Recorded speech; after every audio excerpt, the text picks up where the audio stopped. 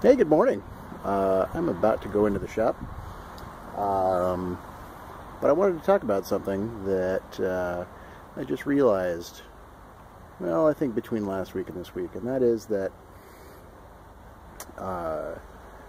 my desire to improve my videos has had a couple of ramifications that, well, one of which was intended and the other completely unintended. Now, the intended one was that the quality of my videos improved, or at least to my mind they did.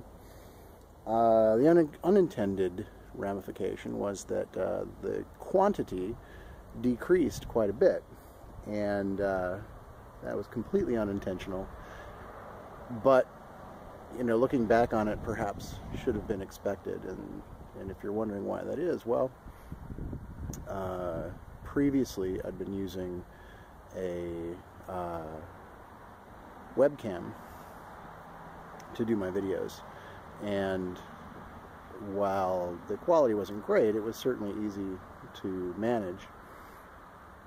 But when I moved to the DSLR, the quality was fantastic, but it was kind of a pain in the butt to sort of get everything set up to use it. So I was always finding excuses not to do new videos, and so I wasn't doing new videos. Certainly not the work in progress stuff that I was used to doing. So what I'm planning to do now is, since I got this new phone, which is what I'm using to record this right now, is to utilize this to do my work in progress stuff. And so the quantity should increase, and you should see more of the projects that I'm working on as I'm working on them. And then I'll use the DSLR to do the more sort of setup stuff and the reviews and the more in-depth videos and what have you. So hopefully I can kind of bring it back to the quantity level that it was at, while also improving quality. I've actually been really happy with this camera and how it performs, considering it's on my phone. My videos started out being shot with a phone, and the quality was pretty abysmal. And if you want to go back to my earliest videos, you can see that for yourself. But anyway, I'm gonna get into the shop and get to work, and I'll show you what's going on.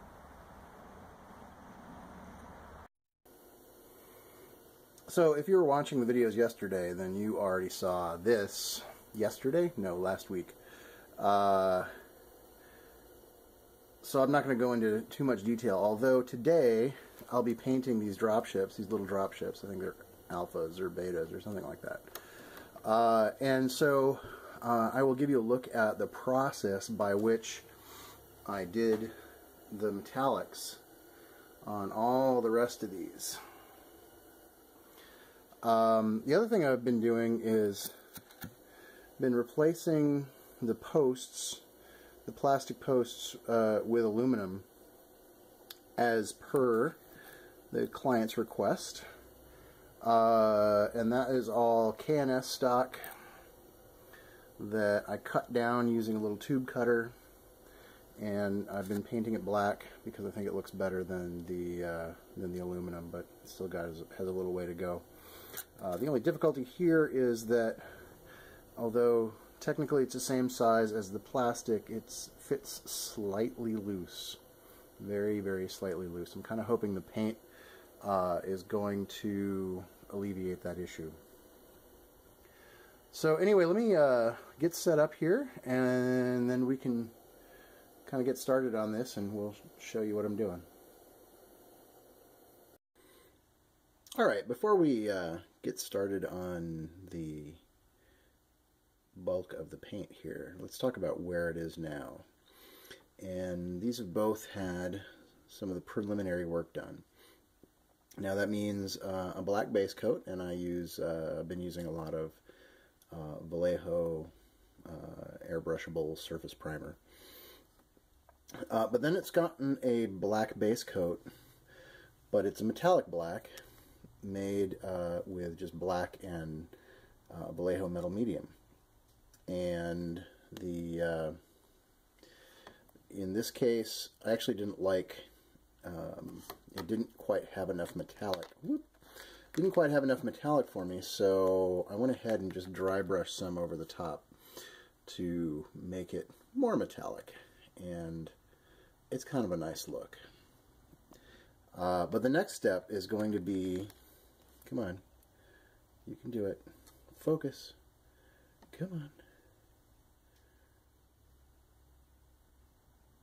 Alright, it's being a baby. There it goes. The next step is going to be to airbrush some silver, some really bright silver, and I still have some mithril silver left over from the old days. Still my favorite silver. I'm going to airbrush those on the areas that are going to have the color metallic, and it's not a full covering. It's really just going to be focused more on the leading edges of things, and some of the back edges and stuff, because it's really sort of a two-tone black, and these are going to be purple, so black and purple. So let me get started with that, and I will be right back. By the way, I don't have a tripod for this yet, so if it's all shaky, well, you know why, and because I'm hand holding this, and that also means that my ability to show you things as they happen is going to be a little bit more limited, but we'll figure that out as we go along. Alright, so you can see now that I've got silver on the leading edges, and then it fades off into the black, and then there's a little bit on the back, and this is continued to a lesser extent on the underside.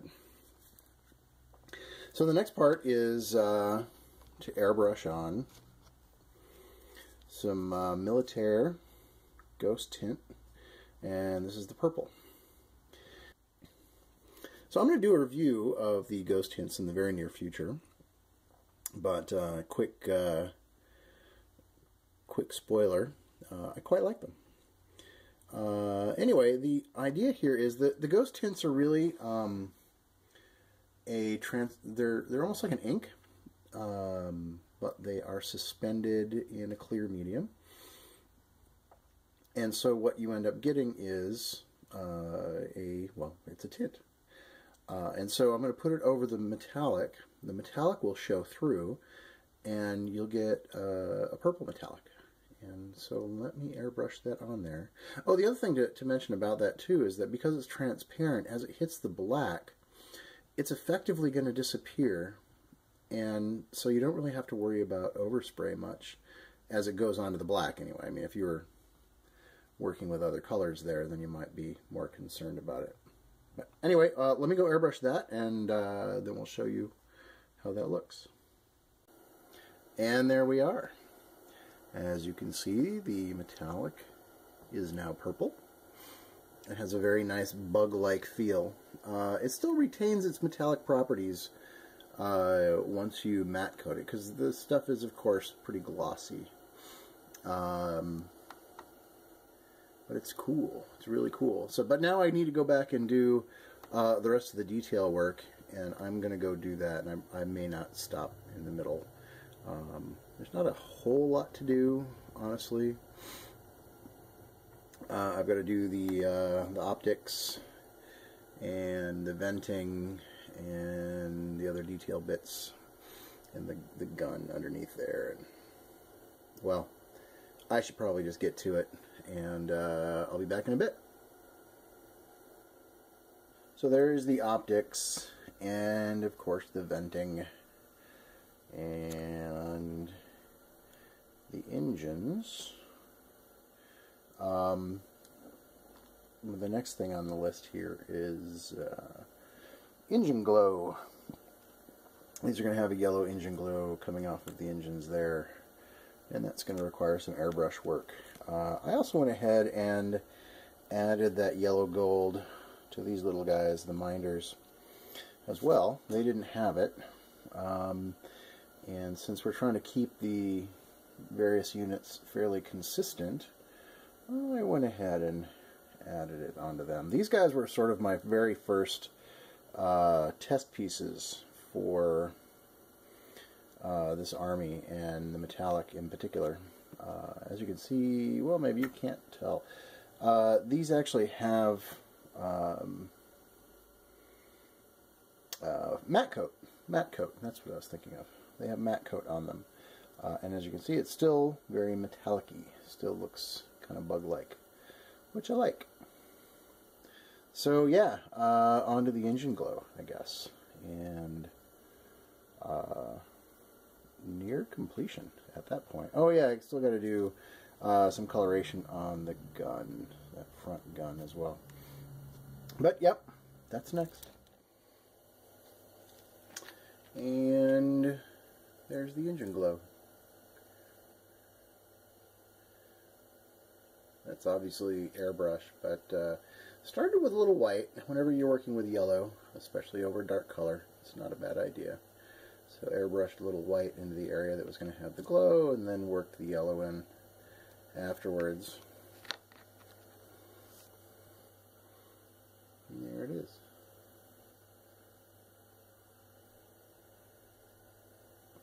Oh well, lost focus. Yeah, so now these are all going to get, well, those two are going to get a clear coat, and we can call those done. And I think that's going to be it for the Scourge today, but I do have another project that I'm working on. Stay tuned. So here's the next project. These are Descent figures for the board game Descent. We got 4 bar guests and this little dwarf guy,